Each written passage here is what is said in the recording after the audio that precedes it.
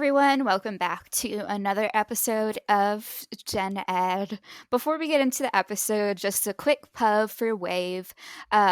Wave registrations are currently open for this summer, so we're doing kind of a summer camp situation where there are different classes meeting different weeks. We have classes on sustainability, coding, history, literally anything you can imagine, so please go check out that.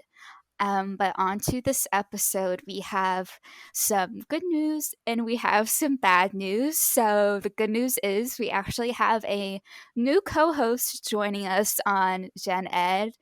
Lewis Friedland, would you like to introduce yourself since you are now my new co host? Yeah, hi. I'm Louis Friedland Just, Louis in French. Um, I'm from Quebec, Canada, specifically in Montreal, and I'm studying at McGill University, which some of you may know. Um, I'm currently studying in cognitive science. I'm a sophomore, and I'm really excited to be joining the podcast team. So excited to have you.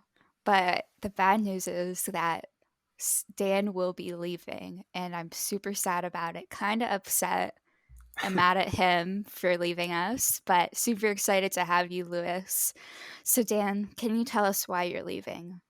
Yeah, I mean, I'm kind of upset and mad at myself that I'm leaving. I it's been really awesome being able to do this podcast with you, Alana. It's been super fun over the last couple months to kind of create our own format and talk to a lot of different people and get to know each other. It's been a really awesome experience, but here in a couple weeks, I am leaving to enter a religious mission for the LDS Church. So I'll be starting here in a couple weeks, the missionary training program. Then I'll go out for 2 years on a religious mission to Boston, Massachusetts. So it's kind of an odd way to to leave a show, but it's the situation. And you have to learn Spanish. Yeah. Interestingly enough, I was called Spanish speaking. So I'll be in kind of Massachusetts and Connecticut and Rhode Island, but primarily in immigrant communities speaking Spanish. That really interested me. I didn't know that Boston was still kind of a city of immigrants, if you will. I kind of think of Boston as kind of this older, like Irish immigrant city, but they still have quite a large immigrant populace that I'll be serving in. That's really surprising. I didn't realize that there were so many Hispanophone immigrants Right? in Boston, of all places. Like, wow. Like New York, I would understand, but Boston. I know it really shocked me too. And there are, along with the Spanish speaking mission, there's a Portuguese speaking mission, there's a Laotian speaking mission, um, and I know a couple others too. So it really is a surprisingly diverse city. I didn't think it was that that diverse, but the more you know. Yeah, you'll also be around all the sports they have in Boston and Oh yeah. the I've got a friend who's a diehard Yankees fan, and I now have an excuse to like meme on him all the time, and because I'll have an excuse to be a Red Sox fan. So I can't wait to just be super annoying, mainly. uh Oh, I don't want to tell you, but I'm supposed to go see a Yankees game this summer, so, you know. Devastating. But you're supposed to be going to Mexico, right? To learn your Spanish, Mexico City? Yeah. So um, there are a bunch of what are called MTCs around the world, missionary training centers. The largest one is right here in my home state of Utah, shockingly, the Provo MTC. But there's also one in Mexico City. Um, and I actually may not end up being down there because of COVID restrictions and stuff. It's quite possible that I'll just be doing the MTC from home online, but that will still put me out of commission. It's kind of like a 9 to 5 situation, except for a little bit longer than 9 to 5. Um, so it's still going to be pretty intense, but I probably won't be in Mexico, which is too bad. That would have been really fun to go chill in Mexico City for a couple weeks, but now I'll be chilling in my basement for a couple weeks. So kind of equally exciting. um, You can but yeah, always come to San Antonio. They have lots of Spanish. oh yeah. Um, Utah is a pretty solid place to learn basically any language, though, because there are so many return missionaries that speak so many different languages that um, that you can basically find anyone who speaks anything. I have a friend who's currently in the MTC learning Macedonian um, Hmm. to serve in North Macedonia. So Mormon people are shockingly bilingual. Is what I'm getting after here. But that's really crazy, though. I do, taking classes for religious purposes online. That's something that I never thought would happen. Mixing religion and technology is I know, those right? are like two concepts that are completely separate in my mind. Yeah, it's a little odd. It's net very good for the church. I think it's forced the church to modernize a lot of its practices, Mm, which I think is really important and really useful. But it's plus it'll be really nice because I'll be able to stay at home. I'll be able to keep doing a lot of the things that I like to do, like mountain biking and such. And my sister is actually currently out on her mission and comes back in July.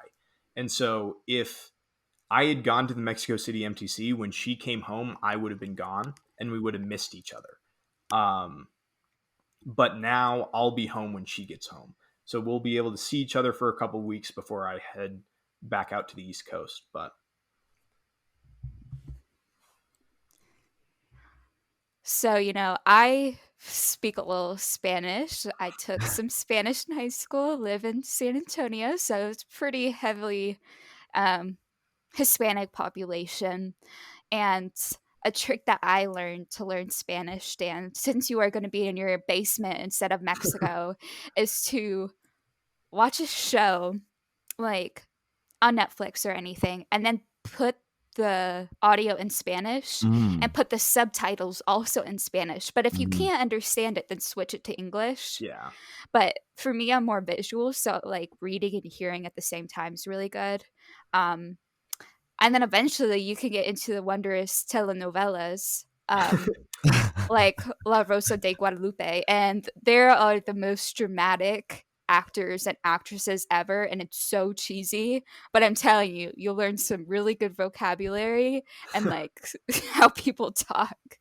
So, I remember I watched the entire series of La Casa de las Flores to practice for my Spanish final 2 years ago. And it did help. It really does help to listen to, like, just completely immerse yourself in it. I've forgotten a lot of it since because I haven't yeah, continued the immersion, but it really does help to listen to like lots of media in a specific mhm. language. Music too. Music too, Hmm. and just yeah, looking up the lyrics. That's a good one. yeah. Luckily, I do have language learning experience. I am fairly proficient in German, um, and so I know some of the tricks. Plus, in terms of immersion, the MTC is very good at immersing you. I mean, typically by the time you're halfway through your MTC experience, pretty much everything is in the language that you're speaking. Mm, Um, and then that's three of really my cool. four siblings all speak Spanish fluently. So Nice. I think I'll have a decent shot at being pretty well immersed, hopefully. Um, and hopefully my Spanish won't totally suck when I first go out, but it probably will. um, but what do you do? At least it's Spanish and not Russian. Um, Or you know, French. or French. I could not. Yeah, Um, I know of missionaries who like my friend who's learning Macedonian right now. You go out um after the MTC and you just can't really speak the language like at all. It's just such a foreign language Oh that yeah, it's a I mean, Slavic language, isn't it? yeah, Yeah. North Macedonian is Slavic, and it's you stay in the MTC for different lengths of time depending on your familiarity with your language. And so typically it's like you're in there for 3 weeks, 6 weeks, or 9 weeks. I'll be in for 6 weeks. My friend who's studying Macedonian's in for 9 weeks. Pretty much like all the East Asian languages and the Slavic languages and such are like 9 week stays in the MTC typically. Um, if you're an English speaker. And yeah, they unless they've had former experience with those languages, they get out and they can barely communicate. Um, and they need to it takes them normally several months to start feeling somewhat confident. My sister was originally called to the Philippines before COVID hit, and she was reassigned to Wisconsin. But so she was speaking Tagalog, and she had no experience with Tagalog, and she had a really rough time the first month or so in the Philippines because she just couldn't really communicate that well. Mm. And I feel like that's something that would be like really, really annoying for me. Like if I was trying to communicate with someone, trying to get particularly complex ideas across about like theology and such, and just not being able to speak, I feel like, for myself. So I'm planning on putting quite a bit of effort into trying to learn Spanish, trying to get as proficient as I can as quickly as I can. Um, but yeah, it'll be exciting. Imagine learning Japanese in 9 weeks. In 9 weeks. Couldn't be Oh my me. god, and writing, And writing. not only speaking. Yeah, like I've got another friend going to South Korea. She has to learn Korean, and she does have like Mm. she studied Korean at university for like a semester or two, but I think she's still in the MTC for 9 weeks. And yeah, like for a lot of these languages, they're just so different from English or whatever language. If you're from the West in general, they're so different that there's no matter how great you are at learning languages or whatever, it Mm. just takes so long to get this stuff down. Yeah, because I mean, languages are also related to each other. Yeah, And so the further away these two languages are, the more the difficult it harder is to it pick is. up on Yeah. similarities. Like Dutch is incredibly easy to learn, because it's so similar to English. You could say a sentence in Dutch and it sounds almost like just drunken English, kind of. Yeah. Um, I mean, again, the writing is a little difficult because since the letters aren't really equivalent to the sounds that you're normally used to seeing in English, it throws you off. But like the language itself is really similar, so it's not that difficult. Yeah. Japanese, on the other hand, is like I know how to count to 100 in Japanese, but that was just because I did like Japanese karate for like 10 years. So, Hey, that's not bad. No, yeah, not too useful. very useful. You could probably go to Japan and communicate just fine with, letters 1 to 100. But yeah, I mean, I think it's the US government that ranks like languages by ease of learning to native English speakers. And like the East Asian languages, Korean, Japanese, Mandarin, Cantonese, are all considered the hardest. Mm, And according to the US government, it takes 2,200 hours of like immersion to become fluent, which is compared to, say, all the Romance languages and most Germanic languages that take between 570 and 600 hours of immersion to like become fully fluent mm. in. Um, Once you start dreaming in that language you're trying yeah, to learn, that's a sign that you're fluent. So if that's a you big like, that's a big moment. yeah, I That's think the conditional first, to the fact that you do dream. it's so weird. Yeah. I think everyone dreams, no? I mean, yeah, no, everyone does probably dream, but No one I, for remembers. one, don't Yeah. don't remember most of my dreams, or I I definitely don't wish. remember what language I'm speaking in them.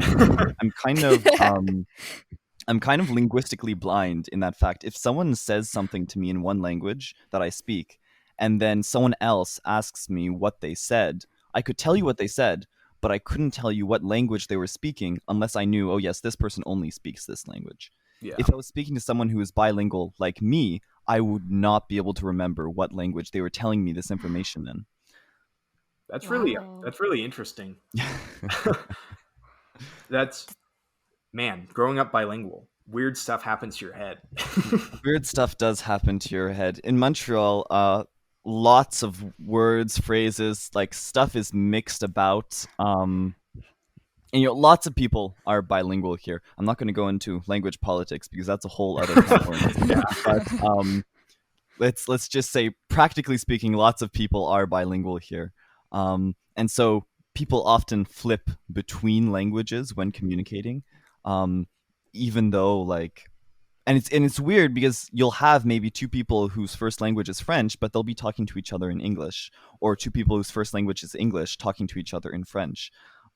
I always find that weird when two people are clearly speak the same mother tongue, and yet they're not speaking to each other in that mother tongue. That always throws me off. Yeah. I think for me, sometimes I like know a saying in Spanish, but then I can't translate it like to English, and I'm just like, oh, like it's just now I can't even put words to it in English because I'm like, uh, if you translate it, it doesn't mean the same Hmm. in the other language. And Yeah. I think I notice, especially in like a predominantly like uh, San Antonio, like predominantly Spanish, people will start in English and then start a sentence in English and then it gradually changes to Spanish, or they're Mm, trying to think of a word and they're like, oh, como se dice? Like, how do you say this word? Yeah. Um, mm. does that happen in like Quebec and France? Not Um, France, in Canada. France, Quebec, France. well, I can't say for France, but here, yeah, like, well, here people speak franglais, and so you'll speak a mix of English and French in like a very relaxed setting. Um, and you'll just use whatever word comes to mind first. That's really all it is. You say the word that first comes to mind. I know I have a really big problem with expressions because like I can't always remember if an expression is native to one language or another. I just remember what the expression is about. So I'll just say it in that language, and half of the time it's not actually from that language. It's so people are like, "What are you saying? That doesn't exist." And I was just like, "Well, you get it. You get my point. You get what You I'm get what trying I'm trying to say." to Yeah, that's very odd to me. The thing I struggle with, particularly now that I like kind of learned a language being German, and then I'm now trying to learn another language. What really struggles for me is in my mind, I just kind of separated English and German into like native tongue and non-native tongue. And Mm. so whenever I try to speak any foreign language now, I just start speaking German because my mind is just like, oh yeah, this isn't English, like throw that out. Um, and so it's been a massive struggle as I've started to learn Spanish. I'll be like talking with somebody, and particularly like filler words, like I'll just throw in German words, accidentally. And um, and it's been a massive issue. I'm like online speaking with like my Spanish teacher, and I'll just realize that I just said like four words in a row in German, and I'm just like, dig it. um, it's a struggle. We're working through it. That happens to me all the time, honestly. I'm learning Japanese, Spanish, and Cherokee on the side, and I just like, especially with filler words or short, like set, expressions for agreement or just to show that you're listening to the other person. I often mix those up. Like someone's, if I want to say yes in Spanish, I'll go like hi, and I'm like, oh Yeah. wait, no, that's not the right word. That's Yeah. Japanese. Oh Man, my you're god, gonna be. I was gonna say you're gonna be Cherokee. dangerous if another world war breaks out as a code breaker. I mean, Ooh.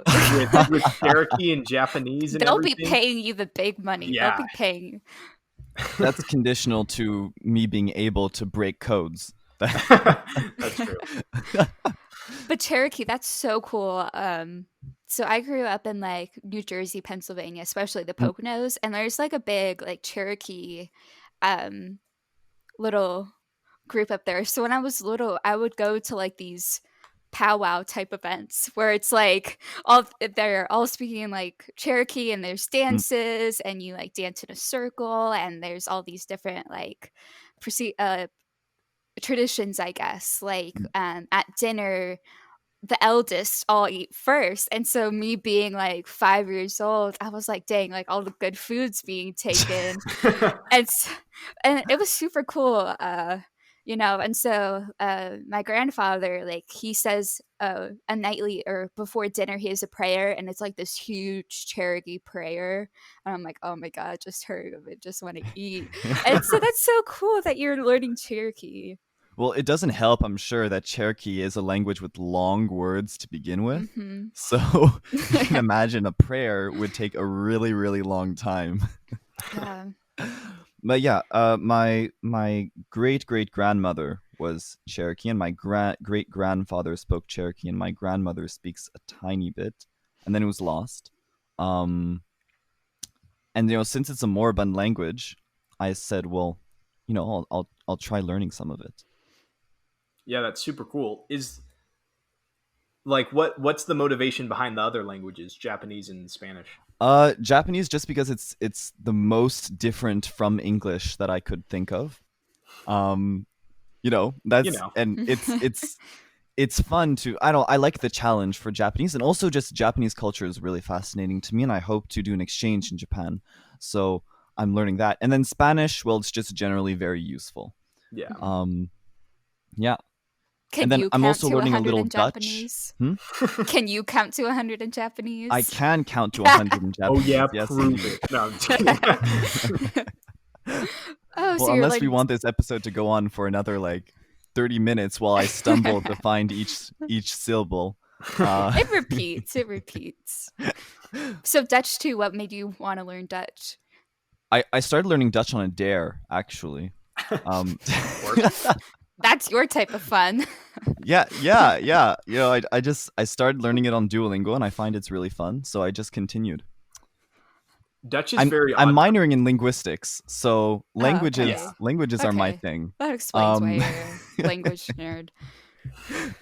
Dutch is very spooky. I watched a movie called The Resistance Banker. Have you seen that, Lewis? no, I haven't. It's on Netflix. It's in Dutch, Mm, and it's a true story of a man in World War II who like built an underground bank to finance the Dutch resistance. mm, It's really cool. It's kind of an interesting take on like a World War II movie, because it's obviously not super action focused, but watching that movie was really odd because I speak English and German, and Dutch is basically just English mixed with German. That it is. it was so trippy, like just like getting hit with English and then getting hit with German, and like kind of being able to pull together the meaning.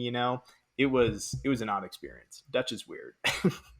No, yeah, Dutch is really fun though, because you can understand most of it, except for maybe like the smaller words that are conversational, but like Yeah, most of it is pretty comprehensible, like face value.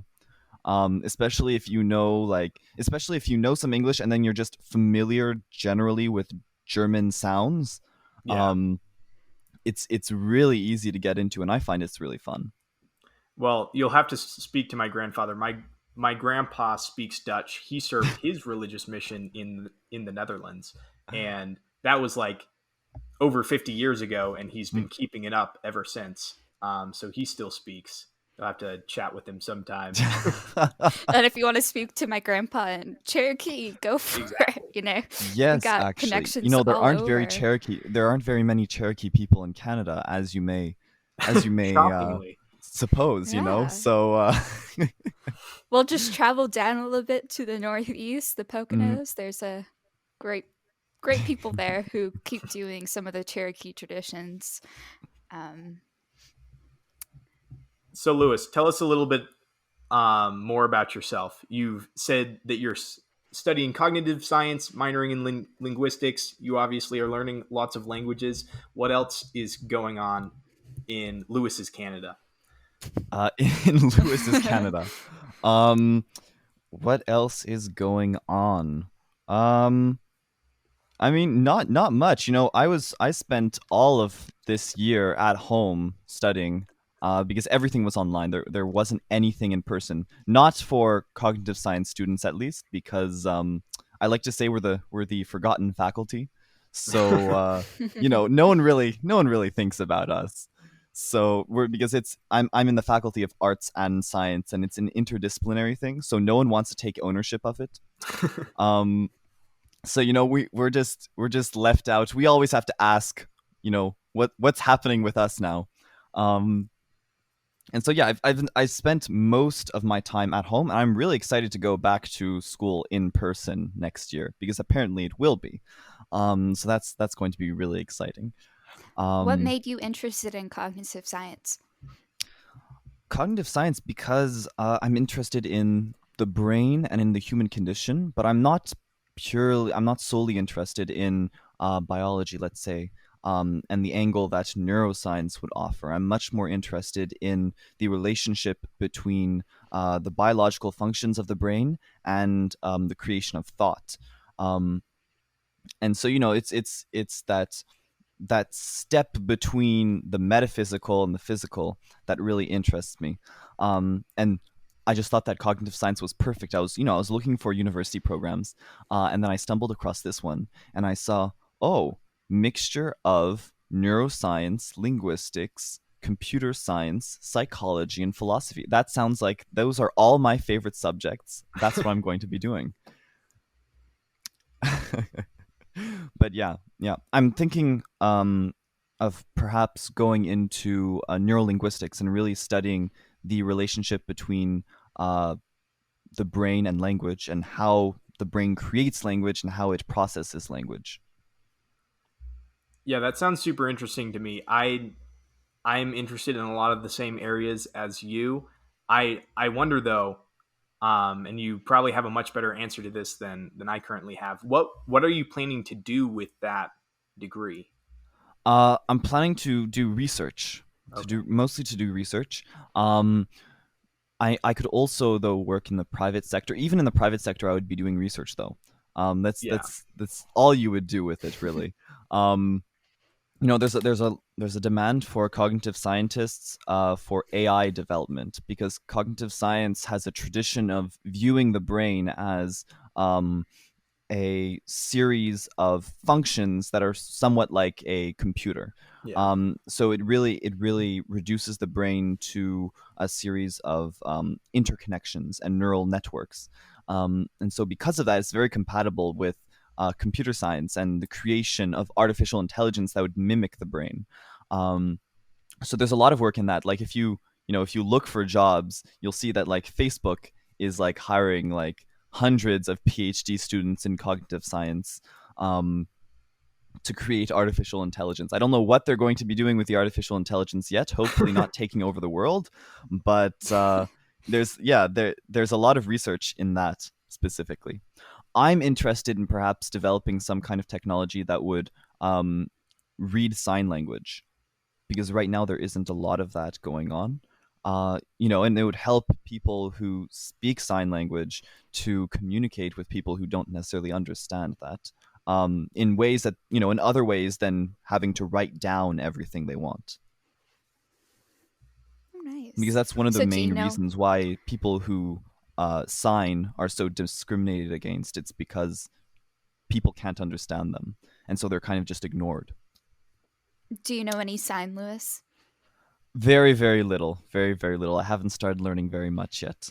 Um, but I'm going to start learning some American Sign Language and then some Quebec Sign Language.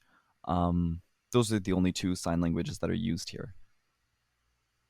Nice. And so, Dan, you're going on your mission trip soon, so you're leaving us. Do you have any clue what you want to do after your mission trip? Even though this is such a preliminary question, because once you go on your mission trip, everything can change. Mhm. So, Yeah, it's a really odd outlook to have because I'm fully aware of the fact that I'll be gone for 2 years. Being much more immersed in religion and a lot of things that I'm normally not crazy immersed in. And so I'm very aware of the fact that I could change quite a bit, that my outlook towards life could change quite a bit. In addition to just, you get older and your perspective changes. So I'm I would, kind of hesitate to say much of anything without the asterisk of literally my entire plan could change before I actually act upon it. But here's the current plan. I'm currently planning in the final months of my mission. I'm planning on applying to transfer to various universities in the U.S. I I didn't really. I currently go to BYU, and I never really wanted to go to BYU, but ended up there mainly because of pandemic circumstances, and I really didn't enjoy my year at BYU. And so I find it quite likely that I'll be at a different university after my mission. Though again, that could change. I could suddenly become much more religious and enjoy BYU much more than I currently do. Um, and currently, the plan is to study economics and finance because I'm boring, with a minor in probably political science or history, because again, I'm boring. Um, and with the preliminary plan to probably do management consulting for a couple years to pay off student debt, and then go back to school and do either law or business to transition me into a hopefully fairly lucrative career, with kind of the end game being to be able to set myself up financially that I can pursue kind of more academic stuff that doesn't pay very well, like writing historical books or I don't know, generally writing philosophy or theology, or transitioning into politics if I hate myself when I'm older. So that's kind of the general plan, is to do something kind of boring that I'm somewhat interested in, to set myself up to do cool stuff in my 40s or 50s. Yeah, I don't know. Everything could change, though. I could come back from my mission and suddenly want to become a doctor. I don't know. We'll see. Well, I do hope that you continue listening to the podcast and that you keep in touch with us because we're interested and we want to know what's going on. Mhm. And so stay in touch with Wave and keep listening to the podcast. And who knows, maybe sometime during your mission or after, you can come back on the podcast and we'll love to have you. I would So. actually be really, really interested in that. I think it would be really fun if you guys did like a religiously themed episode and had, like, I don't know, some people of different faiths come on and have me on as well, since I will be part of the clergy. Guys, I have a ministering certificate. I am officially allowed by the US government to go out in public places and be like a pastor. So I'm pretty legit. Not to Um, toot his own horn, but not to toot or my own anything, horn, but but that's pretty legit. But yeah, that would actually be really fun to do something like that. Definitely. Well, and now Lewis and I, we're gonna take over the podcast, kick Dan out. Nope, not kick him out, but he's we'll send running him off Pretty away. much kick me out. on his maiden Yeah. voyage Yeah. to the great unknown. So be ready for some really cool episodes we have planned this summer. And so again, please go check out wavelf.org for Wave Learning Festival. They're currently doing summer camp, like I said at the beginning of this episode. And so yeah, I guess this is a more somber ending since Dan is leaving, but we're so excited to have you, Lewis. And well, guys, we'll see you next week. Thank you. Bye.